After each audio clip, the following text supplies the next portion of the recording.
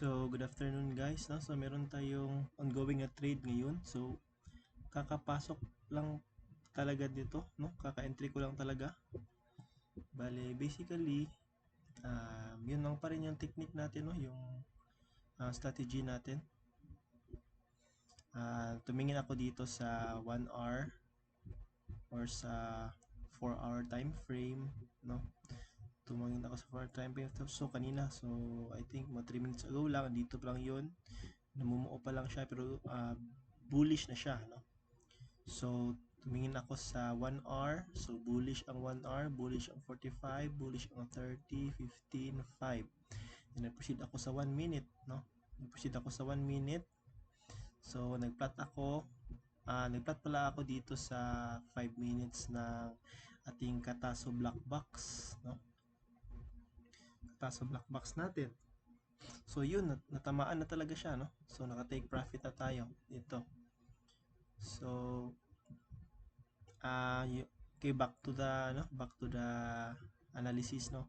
So meron akong Kataso Black Box, ito major na support, major na resistance, no. So nag-pull back siya, merong play dito. So looking at the 1 minute, merong play, no. Ito, so meron siyang wick, meron siyang bullish na engulfing ata ito. Nakalimutan ko yung term. So, no, so I think nag-enter ako look at the 1 minute dito ako nag-enter, no, dito after nitong candle na itong green na mayroong wick na malaki, dito ako nag-enter. So yun lang talaga, no, nag-wait lang ako, ilang minutes lang tong trade na to, 1 2 3 4 5 6 7 minutes lang ang trade. So saktong sakto, anong oras pa lang ngayon, 9:08 PM pa lang, no. So saktong sakto, kakapasok pa lang ng bagong 4 hour candle, no. So sakto din talaga, no, meron siyang malaking imbalance, no, itong green or red na candle na to, then kinorek kaagad siya, no. So meron na kaagad correction. So saktong sakto lang.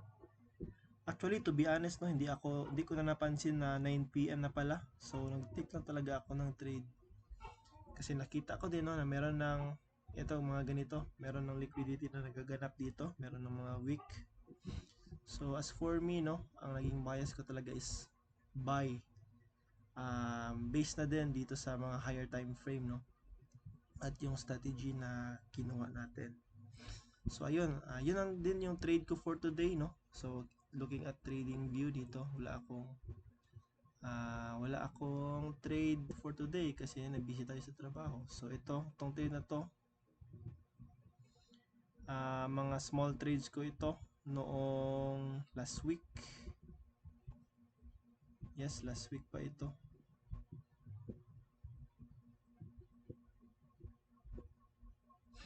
Then for today, no, ito lang talaga yung trade natin.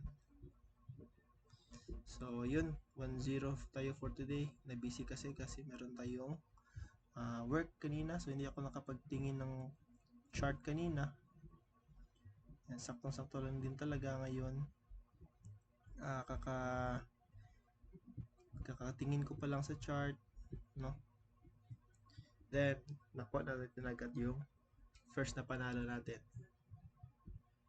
So as for me, no, hindi na ako tumitingin sa ang isinet ko talaga sa isip ko is hindi na ako titingin sa kung ano yung profit, no.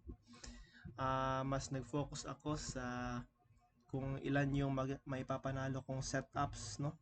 Ilan yung trade na maipapanalo ko based sa mga setups na gagawin ko.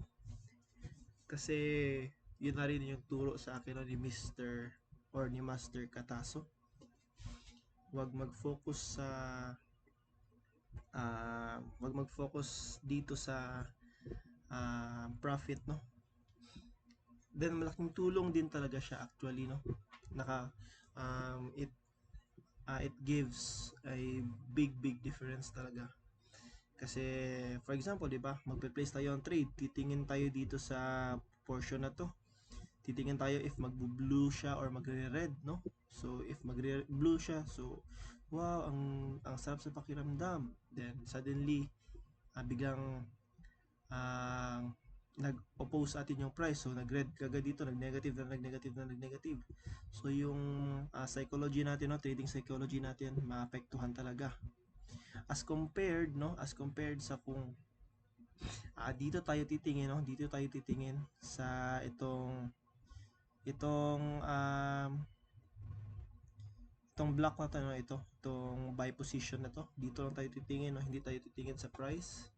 So ito, observe lang natin to, no. Kung bababa ito, so natalo lang tayo. So kung tataas ito, so panalo tayo, no. So wala na tayong pakialam kung ilan yung panalo natin, no. So parang ganun siya. Wala tayong pakialam kung ilan yung panalo natin or ilan yung talo natin. Mas magfo-focus tayo sa kung ilan yung panalo natin na setups, no. So hindi yung pera na nanalo tayo or na talo tayo. So doon tayo titingin or mas magfo-focus sa setup na naipapanalo or natatalo, no. So yun lang, no. So mabilis lang yung video na to. Pakabilis lang kasi mabilis lang din yung pangyayari, no. 7 minutes lang, no. Meron na agad tayong trade. So yun lang guys, and today na is August or September 1, no. September 1 ngayon. So ngayong gabi lang din talaga ito, no. Ngayong gabi ko lang din ito ginawa, so ipopost ko lang din ngayon agad-agad. So yun lang guys, and good evening.